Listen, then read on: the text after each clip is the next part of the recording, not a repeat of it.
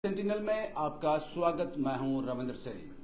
आप जानते हो सतवारी के इशू को, आप सब उसके बारे में जानते हो। एक बार फिर प्रशासन के द्वारा वहां पर एक नोटिस चिपका दिया गया। आज 27 तारीख है, आज शाम से पहले पहले अपना सामान उठा लो, नहीं तो डिमोलिश कर दिया जाएगा। हालांकि प्रशासन पहले कह चुका था कि इनको हम चंद्रभागा में शिफ्ट करेंगे, प्रशासन पहले ये कह चुका था। लेकिन अब एक बार फिर से वहां पर नोटिस लगाने का क्या मतलब है, वो बात समझ नहीं आ रही। लेकिन एक जगह आपको यहां तारीफ करनी पड़ेगी भारतीय जनता पार्टी के लोगों की, जो उन्होंने कहा था वो किया। आज सुबह 10 साढ़े 10 के बीच ये लोग वहां पहुंचते हैं, सभी विधायक ऑलमोस्ट 9-10 विधायक वहां पहुंचते हैं और 2 घंटे तक वहां बैठते हैं, लोगों को एश्योर करते हैं कि जो वादा हमने आपसे किया है वो पूरा होगा। आपको यहां से कोई नहीं निकाल सकता। ये दुकानें तब तक डिमोलिश नहीं होंगी जब तक आपको रिहेबिलिटेट नहीं किया जाता, जो वादा आपसे किया है पूरा नहीं किया जाता। मैंने जरूरी समझा कि कंसर्न आदमी से बात की जाए।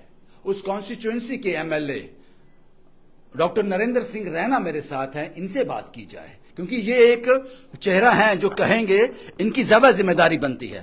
डॉक्टर साहब, शुक्रिया आपने हमें वक्त दिया। क्या स्टैंड है आपका?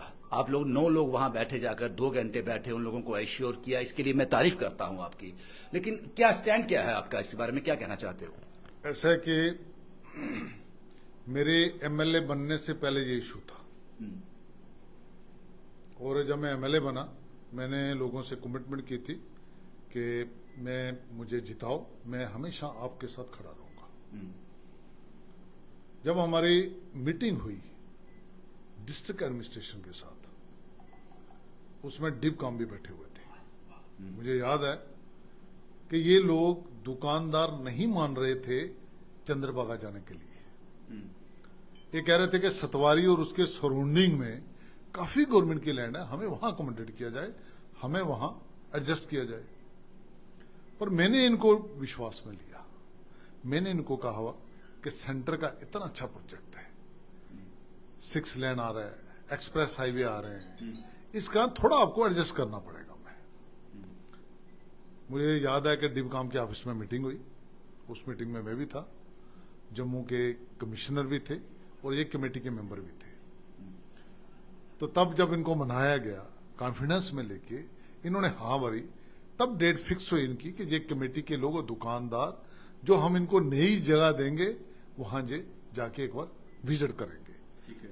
तब जेएमसी ऑफिस के लोग, जहां के डिस्ट्रिक्ट एडमिनिस्ट्रेशन, इन्होंने उनको अपनी मर्जी से, किसी ने सिचुएशन नहीं दी थी, उन्होंने अपनी मर्जी से कि हमारे पास चंद्रभागा में लैंड है, हम आपको वहां एडजस्ट करेंगे और ये आपके लिए अल्टरनेट जगह है।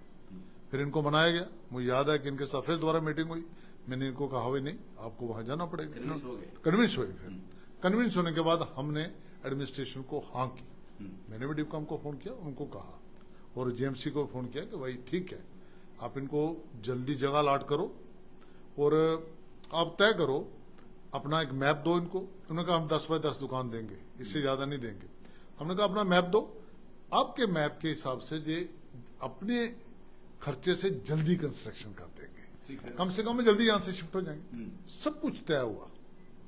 6 महीने से ज्यादा टाइम हो गया, फिर भी सरकार की लापरवाही। और रविंद्र जी, आप देखेंगे जब से वहां वो कॉलम बन रहे हैं, उनका बिजनेस बिल्कुल ठप हो गया हुआ है, और वहां कंस्ट्रक्शन चली हुई है, फिर भी वो लोग लगातार वेट कर रहे हैं। उसके बीच मैंने असेंबली में क्वेश्चन लिया, सीएम ने वहां एश्योरेंस दिया हाउस में कि नहीं, हम उनको अकोमोडेट करेंगे, उनको रिहेबिलिटेट करेंगे। ठीक है। उसके बाद हमारी एक कमेटी एमएलएस की सीएम को मिली। मैं कितनी बार चीफ सेक्रेटरी को मिला, 5-6 दिन पहले मैं और विक्रम दावा जी, चीफ सेक्रेटरी से भी बात हुई। कई बार हम डीसी से मिले, नहीं ये हमने फाइल को वहां भेज दिया। फिर लास्ट जब मैं सीएम से मिला था, उन्होंने कहा कि इसको मैं करूंगा।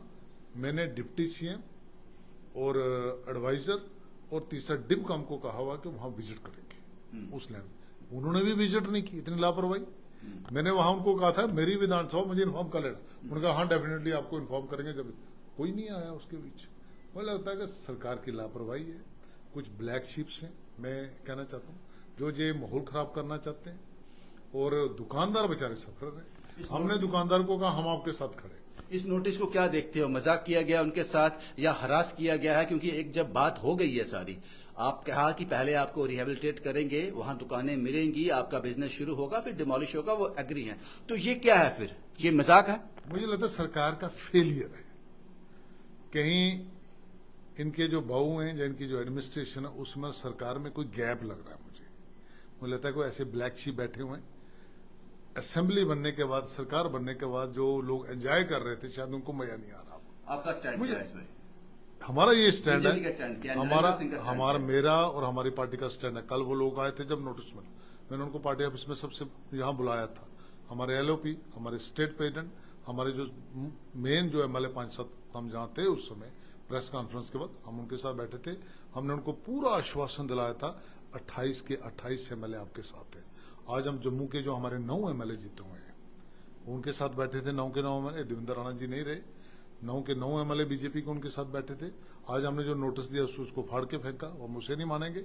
हमारी सरकार से फिर दोबारा अपील है। शाम को आप उठकर आ गए, आप 2 घंटे बैठे, मैं आपकी तारीफ करता हूं, आपने उनका साथ दिया। आप उठ के आ गए, पीछे से वो आके डिमोलिश कर देंगे, तो क्या उसमें क्या रहेगा? क्या गारंटी है इस बात की? हमने उनको बोला हुआ है आपकी एक रिंग के ऊपर हम 28 के 28 एमएलए वहां पहुंच जाए। क्या करोगे वहां जाकर? बिल्कुल रोकेंगे उनको, प्रोटेस्ट करेंगे, नहीं करने देंगे। तोड़े कैसे तोड़ते हैं वो? नहीं तोड़ने देंगे। बिल्कुल नहीं तोड़ने देंगे। अपनी कमिटमेंट पे सरकार आए, यहाँ के एडमिनिस्ट्रेशन आए, वो लोग तो सफर रहे बेचारे। आप उनको तो ये समझा जाए कि ये लड़ाई अब दुकानदारों की और सरकार की नहीं है, बीजेपी और सरकार की है। बिल्कुल हम लोगों के साथ हैं।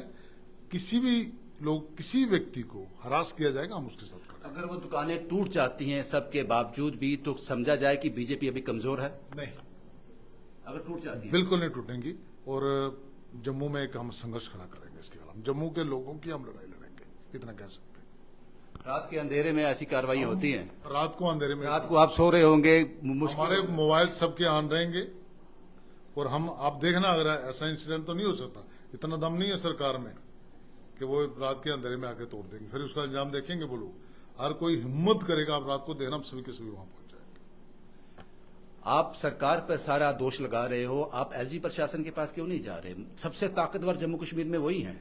आप उनको सिरे से दरकिनार कर रहे हो इसलिए कि एलजी अपना है इसलिए, या फिर सेंट्रल गवर्नमेंट बीजेपी की है इसलिए आप उनको टोटल दरकिनार कर रहे हो, एक सॉफ्ट कॉर्नर दे रहे हो?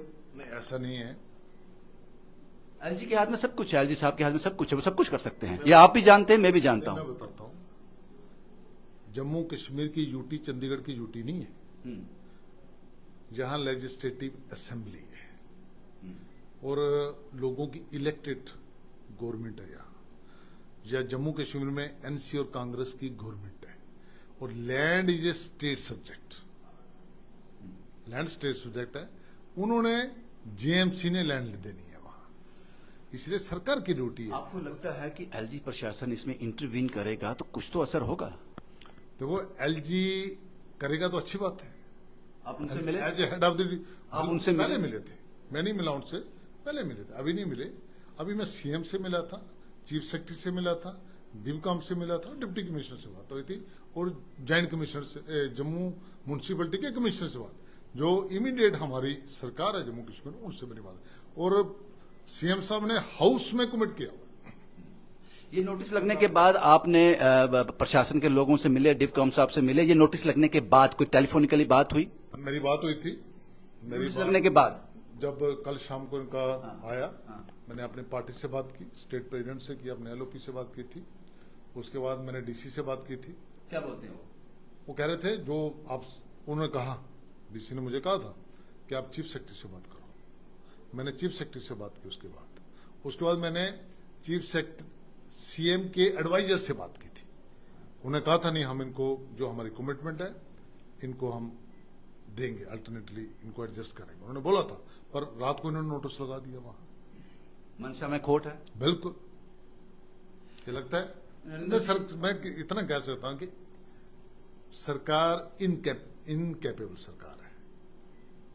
चंद्रभागा में क्यों नहीं देना चाहते दुकानें? आपने खुद आइडेंटिफाई किया है, खुद उनको एश्योर किया है, तो क्यों नहीं देना चाहते?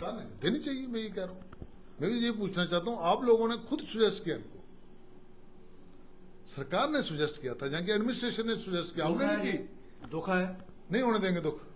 आपको विश्वास एक दिलाते आखिरी तो सवाल नरेंद्र जी आपसे, 2 गलियां जाती हैं जम्मू कश्मीर में, 2 गलियां, 2 सड़कें हैं।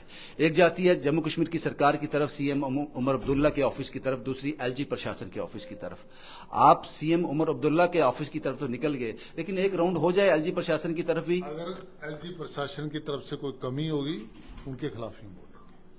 हम लोगों के साथ हैं, हम जम्मू कश्मीर की जनता के साथ हैं, चाहे एलजी हो, चाहे सीएम हो, चाहे कोई ब्यूरोक्रेट हो, चाहे कोई एडमिनिस्ट्रेटर हो, जो भी।